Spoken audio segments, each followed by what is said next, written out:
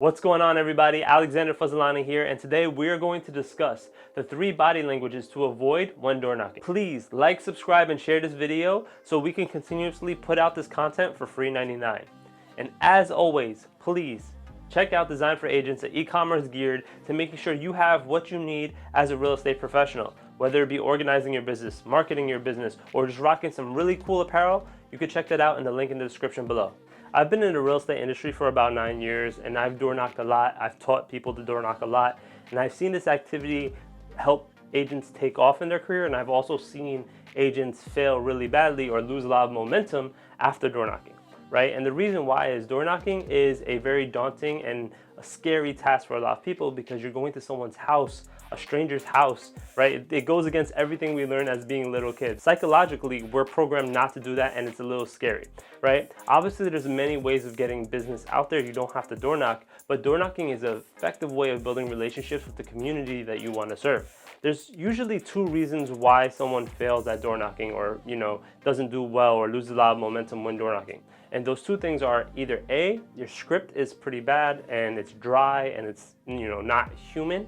And 2 is that you're not really saying it effectively with your body language or with your tonality, right? So tone and script are going to be saved for a different video, but for this video, we're going to focus on the body languages that you need to avoid doing these things so that we can get people to work with us and build those relationships a lot easier and a lot smoother. So the first thing we're going to focus on is our hands, right? So a lot of people, they go to parties, they go to networking events, they're like, what do I do with my hands? I don't know what to do with my hands. It's weird, it's awkward, right? So your hands usually make things awkward a lot of the time, right? And the reason why is because it's the most fluid thing that we're talking with. When we're explaining something, we usually use our hands, right? So we're going to want to keep it moderate to like low of our hand gestures and moving, right? We don't want to be super stiff, right? We don't want our fists closed to our side like a robot. We don't want to hide our hands. So don't cross your hands, don't put them in your pockets, don't put them behind your backs, right? Because this is actually a very threatening pose for a lot of people, especially when door knocking, because you're a stranger coming to their house, and if they can't see your hands, I'm automatically assuming you got a weapon. So, don't come at me with that shit, right? So make sure you have your hands open, so portray that you're non-threatening. And another thing to avoid is pointing, right? So I don't know if you noticed, but there's never been presidents, or usually there's not presidents pointing at people, right? Because pointing is seen as a sign of authority, and a lot of people don't like that over-authoritative figure, right? Nobody wants somebody pointing at their face, right? And in a lot of cultures, that's also seen as disrespectful, right? You can point at things, but if you do point, make sure that you can kind of use your whole hand to point, and that's okay, right? But once you kind of do this, or you're talking like this, or that person sold, or this person, and that blah, blah, blah, it just seems negative, and you don't want to have that negative vibe, especially on that first impression. So avoid pointing, avoid hiding your hands, and you should be fine. The second thing that you're going to want to avoid is slouching, right? You don't want to seem like, I don't know why I'm here, right? Because people see that as well, and they see that as non-professional or somebody that isn't able to help them in their process. So you're gonna want to stand square when you approach this door. So when you knock,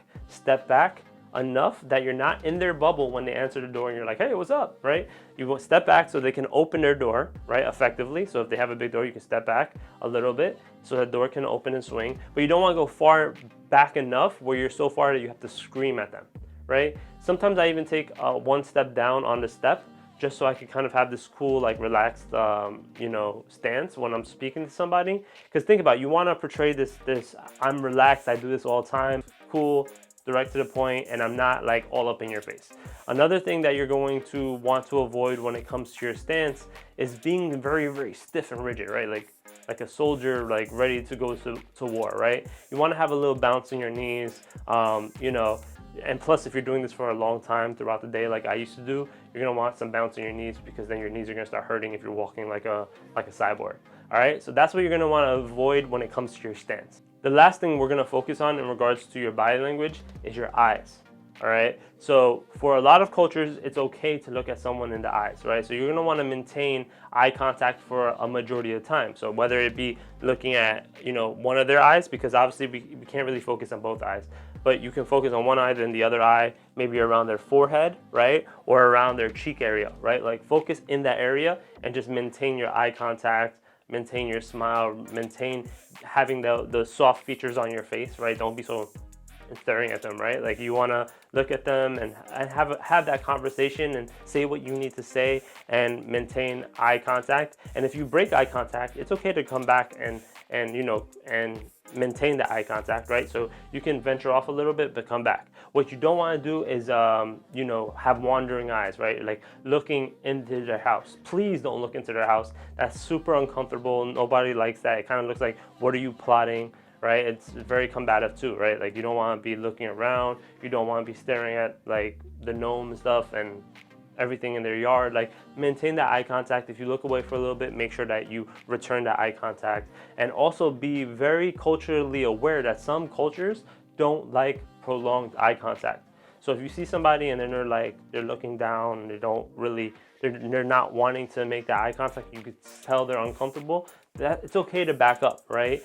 You're gonna get to know people. The more you do this, the more effective you become at door knocking. You're gonna see that, oh, okay, this is making someone uncomfortable, I'll back up a little bit, right? So for example, there was one time that I door knocked and a woman answered the door, and she was an Asian woman, and she felt very uncomfortable with a man, like I guess speaking to a man or them talking. So her eyes went down and she wasn't like, I could tell, or she didn't feel comfortable with me talking. So I took a couple steps back, and then I maintained my script. I still said what I had to say. And then once I was far enough back and she started like looking and knowing that I wasn't of any harm, she spoke to me a little bit, and then she introduced me to her husband, and then we had a great conversation, right? And I actually have them in my CRM to this day, and I actually speak to the husband every so often because we actually had that great of a conversation. But sometimes you have to be respectful and understand that not everybody shares the same culture, and you have to be cognizant of that. But for the most part, it's okay to make eye contact with a majority of different cultures. Okay, so there you have it, guys. Those are the 3 things that you need to avoid body language wise. Obviously there's some other things as well, and we can really dive deep. So maybe I'll make an advanced body language video just on advanced body language, but that's body language 101, guys. When you're door knocking, avoid those things. Okay, and again, guys, this is brought to you by Design for Agents, e-commerce gear to making sure you have what you need in order to succeed, whether it be organizing, marketing, or rocking some really cool apparel. Check that out in the description below. And again, my name is Alexander Fazalani, and it's been an honor giving you what's in my brain. All right, so I'll see you guys in the next video.